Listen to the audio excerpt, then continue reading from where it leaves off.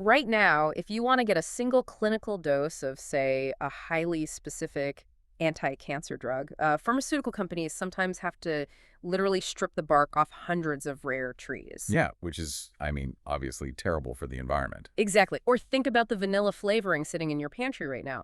The global supply chain for that relies really heavily on these massive, highly polluting petrochemical processes. Right, because natural vanilla is just too scarce to meet global demand. Yeah.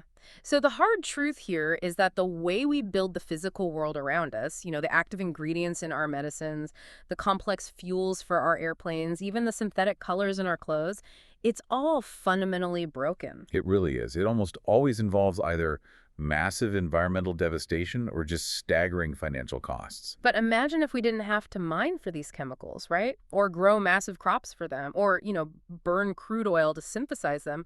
What if we could just brew exactly what we need at commercial scale using a mix of artificial intelligence and nature's own molecular machinery? I mean, it sounds completely like science fiction, but moving humanity away from this extraction-based economy and toward a true biomanufacturing economy is the exact challenge some of the brightest minds in bioengineering are tackling right now. Right.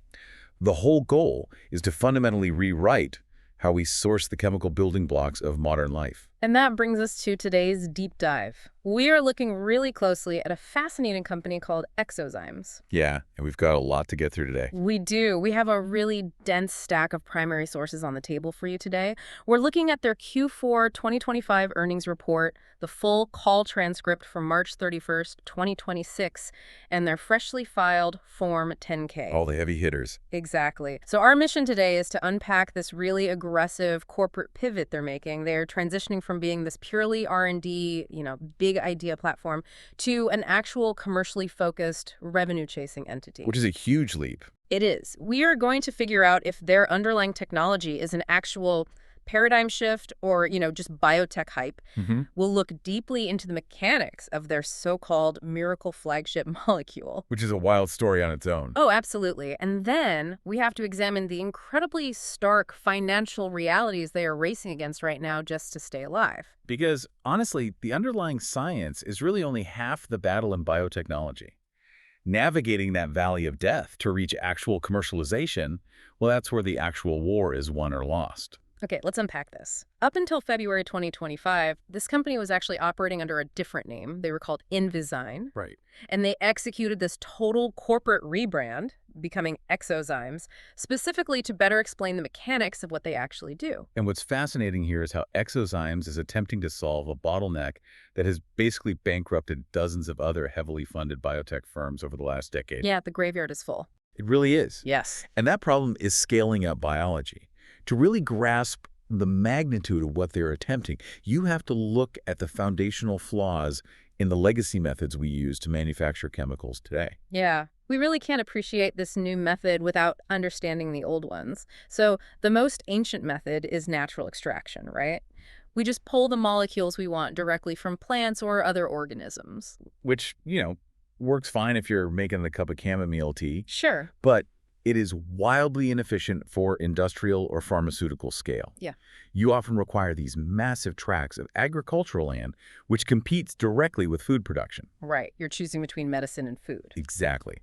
And furthermore, the desired chemical is usually only present in microscopic trace amounts in the plant. So to get it out, you frequently have to wash tons and tons of raw biomass in highly toxic industrial solvents. Ah.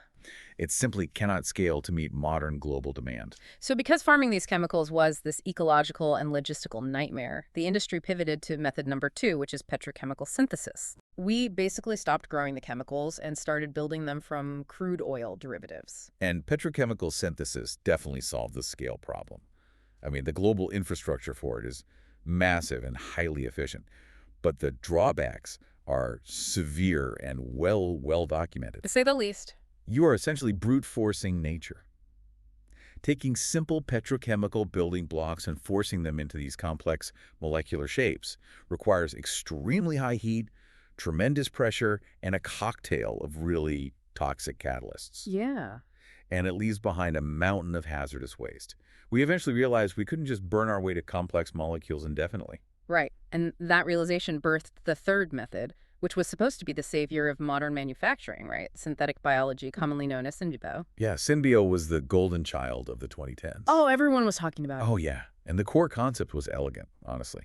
You use genetic engineering to reprogram a living cell, like yeast or E. coli, to act as a microscopic chemical factory. You put the engineered yeast in a giant vat, feed it simple sugars, and instead of naturally producing alcohol, its altered DNA forces it to produce a specialized pharmaceutical ingredient, or like a biofuel. But looking at the historical landscape, there is a very grim reality about traditional synbio giants in the space. I mean, companies that raised literally billions of dollars spectacularly failed when they tried to actually scale up. Right. And the reason why makes a lot of sense once you look at the underlying biology.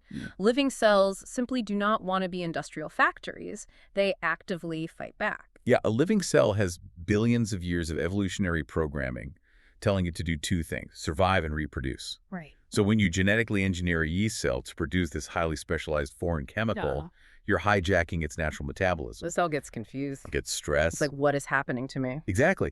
And in many cases, it will actually cannibalize the target molecule you want, breaking it down to use for its own energy. Oh, wow. Yeah, or worse, the target chemical you're forcing it to produce is actually toxic to the cell itself. So the cell reaches a certain concentration of your product, poisons itself, and dies. And then production completely halts. Yep. Dead in the water. So basically, trying to use a living cell in Synbio is like trying to build a delicate, complex Lego castle inside a running washing machine. Yes. There are a million other competing biological processes getting in the way, knocking your pieces over, and the environment is just actively working against you. That is the perfect way to visualize it. Right. So eXoZymes is basically turning off the washing machine, taking the Lego pieces out, and building the castle on a clean, calm table. Exactly. That is their whole cell-free breakthrough. Yeah. eXoZymes utilizes what they call eXoZymes. Okay. To understand this, you have to remember that inside any living cell, the things actually doing the chemical conversions are enzymes, right? They're biological catalysts. Right, the little workers. Exactly. So eXoZymes extracts those specific enzymes, completely discarding the living cell, the cell wall, and all that competing DNA and metabolism. Wait, pause for a second. If the enzymes do all the heavy lifting anyway, why did the synbio industry bother using the whole living cell in the first place? Like, why wouldn't everyone just take the enzymes out? Well, because enzymes are incredibly fragile. Ah. Yeah. In nature, they evolved to function strictly inside the highly regulated protective environment of a cell. When you take an enzyme out of a cell and just drop it into an industrial steel bioreactor, it naturally degrades. It unfolds and falls apart almost immediately. So it just becomes totally useless. Right. And this is where eXoZymes' specific technological moat comes in. They use artificial intelligence to map the complex 3D protein structures of these enzymes. Okay. The AI identifies the specific weak points that cause the enzyme to degrade outside a cell. And then they engineer the enzyme, essentially adding molecular staples to stabilize it. Wow. So they end up with this highly durable, AI-stabilized enzyme that can actually survive in an industrial vat of water without needing the living cell to protect it. Precisely. They put these stabilized eXoZymes into an aqueous bioreactor along with the raw feedstock materials. No living cells, Right. no competing metabolism, just the enzymes doing exactly what they are programmed to do. And taking the cell out of the equation doesn't just clean up the process, it completely breaks the ceiling on purity, right? Absolutely. According to their data, because there are no competing cellular byproducts or waste, they're hitting greater than 99% purity right out of the vat. And that purity metric is a massive economic driver. I bet. Yeah, in traditional synbio, isolating your target chemical from all the cellular sludge and the dead yeast, well, it often ends up costing more than the chemical itself is actually worth. That's crazy. By removing the cell, you remove the mess. Yeah. Furthermore, it allows for vastly faster design, build, test, learn cycles. You aren't sitting around waiting days for cell cultures to grow. Right. You also enable multi-step chemical conversions in one single pot. Yes. One-pot reactions. I was reading about this. Instead of needing a massive multi-stage chemical plant with miles of piping transferring half-finished chemicals from one high-pressure tank to another. It was a nightmare to build. Yeah. Instead, it's all happening sequentially in one container.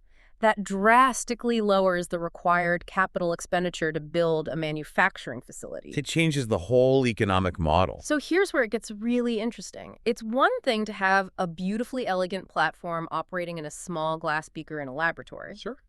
It is an entirely different universe to prove it works in the real world at commercial volumes. eXoZymes is attempting to validate this cell-free technology using an ultimate proof of concept, a flagship molecule called NCT. Ah, yes. Yes. N-trans-caffeoyltyramine, NCT. Tracing that 3 times fast. I will pass. Yeah. But this single molecule perfectly illustrates the entire value proposition of their cell-free platform. So the earnings call details that NCT is a naturally occurring molecule, and it acts as a potent agonist for something called HNF4 alpha. What exactly is HNF4 alpha doing in the human body? Think of HNF4 alpha as the body's master metabolic switch. Okay. It's a nuclear receptor that regulates thousands of genes, and it's central to how your liver, your pancreas, and your gut function. When this switch is activated or agonized by NCT, your cells essentially upregulate biological programs for mitochondrial growth and fat oxidation. Wow. Yeah, it basically restores cellular energy output from the inside out. And looking at the recent data readouts, the mouse models show something genuinely wild. In models for diet-induced obesity, introducing NCT triggered a 30 to 40% reduction in weight gain. Yeah. And the fascinating part is this happened without any change in caloric intake. That's the key. Right. Hmm. The mice were eating the exact same amount of food, but the NCT actually increased their mitochondrial biomarkers and visibly reduced fat accumulation in the liver.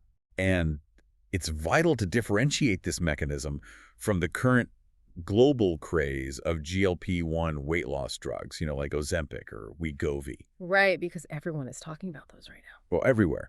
But GLP-1s primarily act on the brain as powerful appetite suppressants. They stop you from wanting to eat. Yeah. NCT is doing something fundamentally different. It's restoring dysfunctional metabolism at the mitochondrial level. It's an energy utilization fixer operating on the engine of the cell itself, rather than just an appetite killer. Look, if this molecule is doing something fundamentally better than a GLP-1, and it literally exists in nature, Yeah. I find it really hard to believe massive pharmaceutical companies like Novartis or Pfizer haven't already cornered the market on this. What is the catch? Why isn't this already in every pharmacy? Well, the catch brings us right back to the manufacturing bottleneck we were just talking about. NCT exists in nature, but only in microscopic trace amounts. Okay. For example, it's naturally found in black peppercorns, but at a concentration of about 0.0014%. Oh, wow. Yeah. You would need to harvest and process an absurd, ecologically devastating amount of peppercorns just to extract a single daily clinical dose for one patient. So natural extraction is entirely off the table. Completely non-viable. Furthermore, traditional petrochemical synthesis has failed to make it cheaply because the NCT molecule structure is highly complex. Right. When chemists try to force it together using heat and pressure, they end up with messy mixtures of less potent, slightly misshapen analogs that require really expensive purification. And I'm guessing traditional synbio couldn't scale it either? Exactly. The yeast cells couldn't handle the complex, multi-step enzymatic pathway without shutting down. This incredible metabolic switch has literally been locked away by nature for decades. Until eXoZymes realized this was the absolute perfect flex for their cell-free platform. Yes. In 2025, they hit a massive milestone. They partnered with an external contract manufacturing organization, a CMO, called Cayman Chemical, and together they successfully performed a full tech transfer. And a successful tech transfer is a massive validation point for any early-stage biotech. Yeah, Femma. It means eXoZymes didn't just produce NCT in their own highly controlled bespoke lab environment. Yeah. They handed their proprietary AI-stabilized enzymes and their operational recipe to an entirely separate outside company. Right. And that outside company successfully replicated the process using standard industrial equipment. And Cayman Chemical didn't just replicate it, they scaled the production 100 times over. They produced over 0.5 kilogram, so about 1.1 pounds, of ultra-pure, greater than 99% pure NCT. 0.5 kilogram might not sound like a lot in traditional manufacturing, but in complex biochemistry, that volume is the dividing line between a neat science experiment and a viable commercial product. Wow. It proves their core scientific thesis. If a cell-free process is clean and precise at a small scale, it stays clean and precise at a large scale. The enzymatic precision remains intact. There are no side reactions stealing your yield, and no unexpected toxic byproducts ruining the batch. So, What does this all mean for their business strategy? Having a half kilo of a miracle molecule sitting in a vat is brilliant science, but how do they actually build a sustainable business out of this without waiting a decade for clinical trials and FDA drug approvals? They are executing a highly specific dual-track commercial playbook. They call it the nutraceutical with pharma potential strategy. Yeah, I saw this in the 10K. They are targeting the nutraceutical market, like the dietary supplement aisle, first with NCT. They spun out a dedicated commercial vehicle called NCTX, and they're aiming to be product launch ready by 2027. Right. But going for supplements instead of a prescription drug feels like a massive pivot. It is, but it's entirely about time and capital efficiency. Pursuing full FDA drug approval for a novel pharmaceutical takes an average of 10 to 12 years and hundreds of millions of dollars. Which they do not have. Exactly. By launching NCT as a nutraceutical first, which has a vastly faster, less burdensome regulatory pathway, they can generate early, high-margin revenue streams. Makes sense. It builds consumer brand awareness. And, crucially, it provides massive amounts of real-world market validation regarding the molecule's metabolic benefits in human populations. Their stated goal in the sources is to sell 6 million bottles in the first 5 years of launch. That is a serious commercial footprint. Huge. But they certainly aren't ignoring the multi-billion-dollar pharmaceutical upside either. Not at all, and this is the genius of the dual-track approach. While the nutraceutical spin-out is moving toward generating cash, their core R&D labs are actively screening new-to-nature, patentable analogs of NCT. Oh, interesting. Yeah, they use their cell-free platform to slightly tweak the molecule structure, optimizing it specifically for pharmaceutical use. They're targeting massive chronic disease markets, specifically diabetes and non-alcoholic fatty liver disease, or NAFLD. And drilling into the 10K, it's clear eXoZymes isn't just a one-trick pony relying entirely on NCT. They're applying this exact same platform playbook to cannabinoids. They recently filed a provisional patent for completely novel, new-to-nature cannabinoid analogs.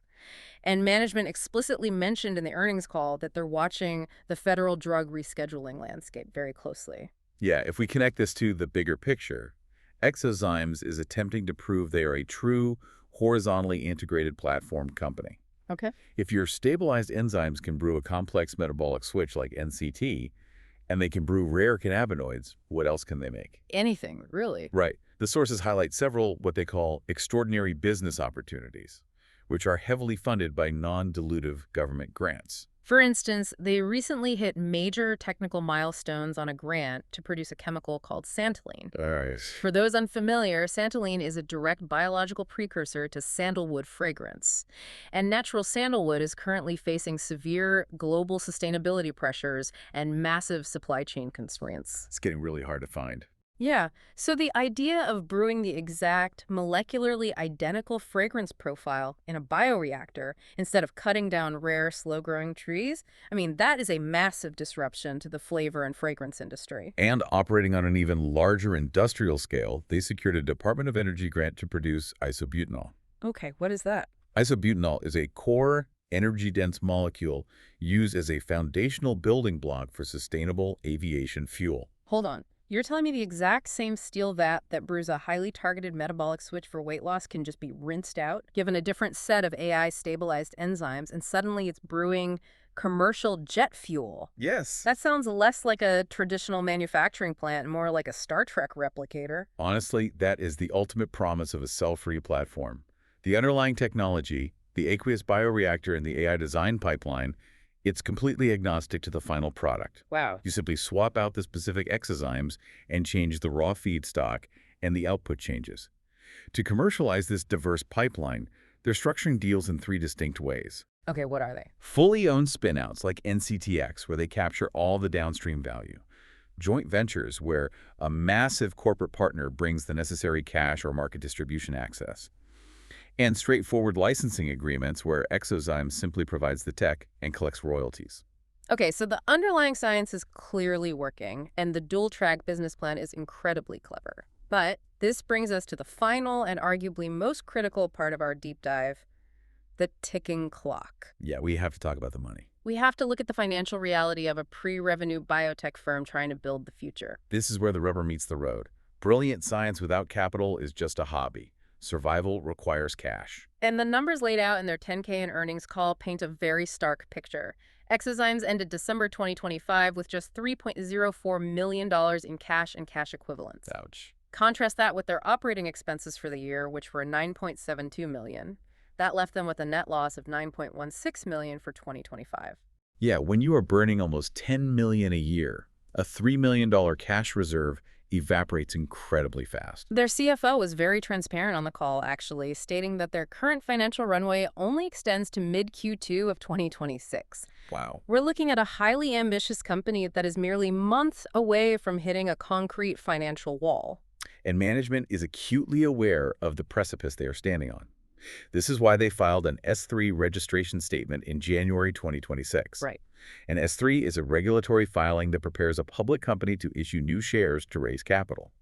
The CEO noted they are actively doing roadshows, warming up institutional investors, and taking indications of interest for a new financing round. And we really have to look at the mechanics of this impartially. For anyone analyzing this company, raising this money is absolutely essential to keep the lights on and reach that 2027 commercial launch. Without that doubt. But issuing new shares to raise that capital will inherently dilute the equity of the existing stockholders.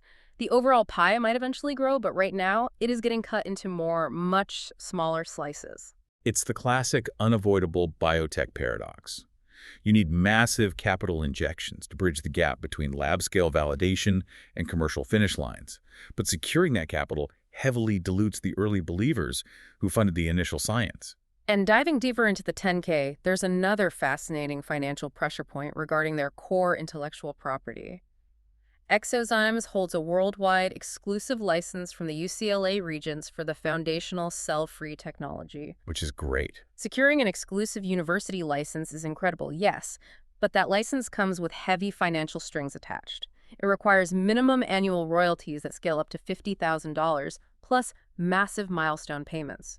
For example, the moment they hit their first million in net sales, they owe a $250,000 milestone payment. And the crucial takeaway there is that whether they're successfully selling products at scale or stuck in a lab tweaking enzymes, the meter on that IP is always running. Yep. It creates a constant, unavoidable addition to their daily burn rate. So they have to scale up manufacturing, and they have to do it flawlessly and fast. Which raises an important question about the actual physical realities of scaling up biomanufacturing.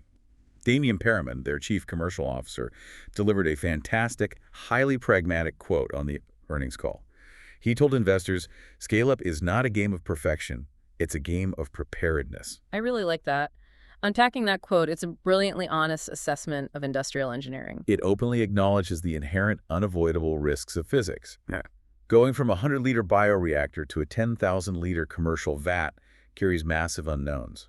Like what? Well, fluid dynamics change at scale.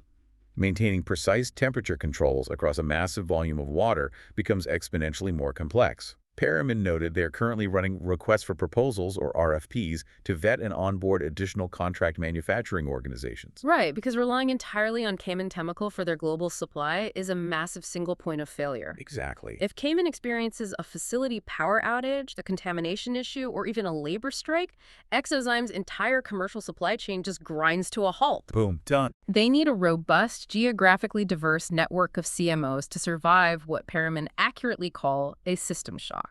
They have to build supply chain diversification right now before the full commercialization push kicks in for 2027. It is the ultimate high-wire act of executive management. I mean, they have to optimize the complex enzymatic science, execute flawless tech transfers to brand new manufacturing partners, secure a fragile global supply chain, and navigate complex FDA and nutraceutical regulatory pathways. All while managing a rapidly shrinking cash runway and courting investors to stave off insolvency. Exactly. It's a lot. To bring all these threads together for our deep dive today, eXoZymes is sitting on a highly validated cell-free platform that genuinely appears to solve the biomanufacturing bottlenecks that basically destroyed the first generation of synthetic biology companies. Yeah.